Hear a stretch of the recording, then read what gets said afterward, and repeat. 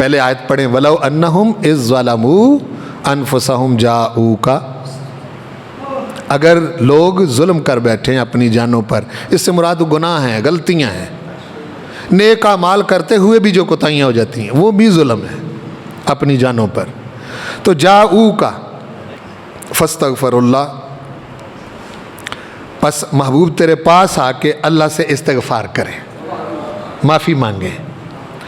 واستغفر لہم الرسول، واستغفر لہم الرسول، الرسول یعنی شانوں والے رسول، عظمتوں والے رسول بھی ان کے لیے استغفار کریں،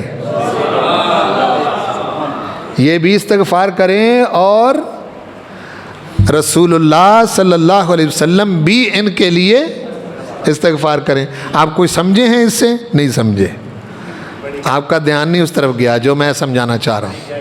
ہاں جی، چونکہ یہ ایک عقدہ ہے جس کو اگر آپ حل ہو جائیں تو سارے شک دور ہو جاتے ہیں.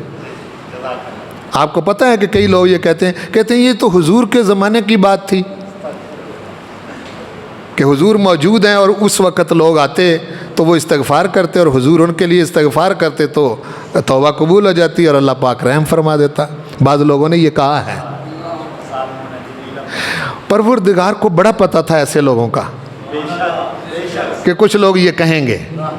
اس نے اس آیت میں حضور علیہ السلام کے منصب کا ذکر کیا.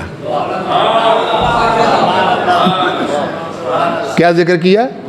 منصب کا. الرسول یعنی رسول ہونا حضور کا منصب ہے، اور اس منصب پر فائز جو ہستی ہوتی ہے جب تک وہ منصب قائم ہے وہ اس پر فائز ہے اور وہ رسول ہے. آج رسول کون ہے؟ بولیے آج رسول کون ہے؟ حضور ہے. یعنی حضور کے آنے کے بعد پھر کسی رسول نے نہیں آنا، کسی نبی نے نہیں آنا، اب حضور ہی رسول ہیں. الرسول کا لفظ اس آیت میں لا کے فرمایا محبوب جب تک تو اس منصب پر فائز ہے اس وقت تک تو ان کے لیے استغفار کرتا رہے گا. سمجھے بات کو؟ یعنی اب حضور اس منصب پر فائز ہیں یا نہیں ہیں؟ تو پھر یہ کون سی بات ہوئی کہ جی یہ اس زمانے کے لیے تھی؟ جب حضور سے رسالت نہیں چھنی تو پھر حضور کی اپنے غلاموں کے لیے استغفار کیسے چھن گئی؟